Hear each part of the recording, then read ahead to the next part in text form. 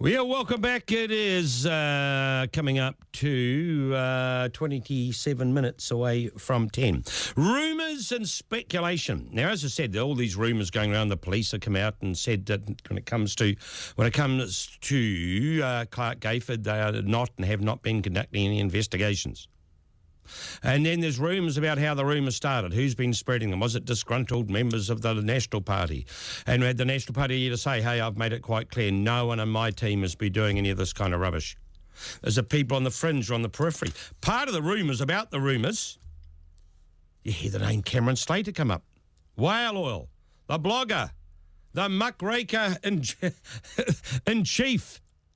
That is all down to him. Well, here's what I think about rumours. If you hear a rumour, if you want to check a rumour, go straight to the source. Cameron Slater joins us now. Good morning to you, Cameron.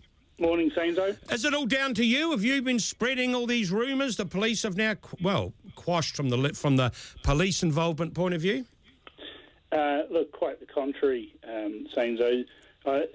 People have been running these rumours, through the tip line, through emails, through phone calls. Have you heard this or that about Clark Gayford? And the bottom line is that a reputable journalist would sit there and start investigating these things. The very first thing I say to all these people when there's allegations of appearing in court or this or that is, what's the CRI number? What's the case number? Where's the documents?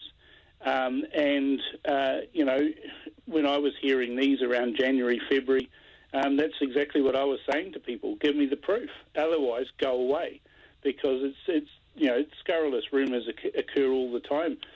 People rush out, make assumptions. I've been looking at all the accusations against me across various different blogs, people who should know better, and they're trying desperately to try and hang this on me, but I had nothing to do with it. In fact, quite the contrary. People that are associated with me had notified Jacinda personally on February the 12th of the seriousness of these allegations. So the Prime Minister's known about them since February. We can prove that with a text message. This is a response finally yesterday from the Prime Minister's Department, from the Labour Party. But unfortunately, they decided to try and make it into a shabby hit job, and using a despicable term, that was coined by a fiction writer, to try and by, almost suggesting that it was people involved in that piece of fiction. But I suppose when you look at it, there's once rumours start around. The other thing you look at, and I think what you say is, where's the case number? You look at something if you want to get actual proof of something's happening. But when rumours start circulating, the first thing you sort of think is, okay, whose interest is it in for this to be spread about, regardless of its of its veracity?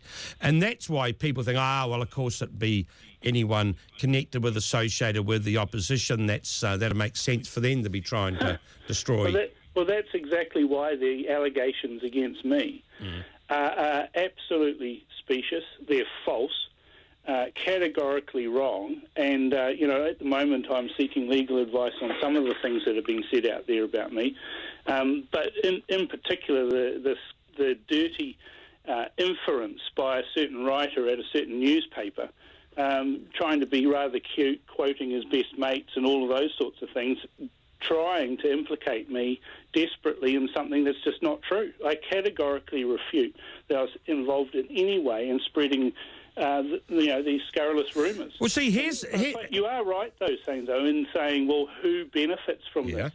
But see, anyone who knows me, who's read my website assiduously over the years, knows that I'm no friend of the National Party. After what they've done, and people associated with the National Party have done to me and my family over the past few years, it'll be a cold day in hell before I do anything to help them. Okay, tell me this. The police have come out and put out a statement, which is unprecedented, isn't it? Well, that's outrageous, really. So you think they were wrong to do that? Absolutely they were wrong. It's politicising the police.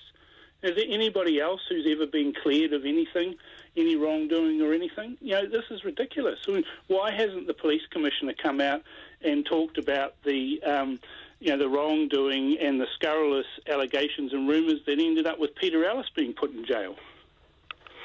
Well, I guess Peter Ellis ended up, and we could talk all day about that particular court case and how it went. It did go through the system, and people still, besides you and myself, have disquiet about how that thing all came to be. But here we have the police taking the unprecedented action of coming out and saying because there was such huge public interest. You see, when rumours start, They get out of control. Oh, look, I've been on the receiving end of stuff. I've heard incredible stuff. I don't think anyone's been on the receiving end of rumours more than myself. But here's the really galling thing here, Sainzo, is that reputable journalists go and investigate rumours, and then they discount them and say, oh, well, that's rubbish, and then basically hang up on the nutters that are doing it. With Twitter and social media, there's a great number of people out there who think that because somebody knows somebody who knows somebody who knows somebody who told them that this was categorically true, they believe that to be true. But the worst thing of this all is the people who are sanctimoniously and rather po-faced writing articles decrying dirty politics and saying that this is a despicable slur that's been run by a group of people are the very people that were actually spreading these rumours. And yes, Sainzo, I'm talking about media people, media sources from within a supposedly reputable newspaper who were telling me that organisation was going to challenge suppression orders, that they had all the other media behind them. It was just a matter of time.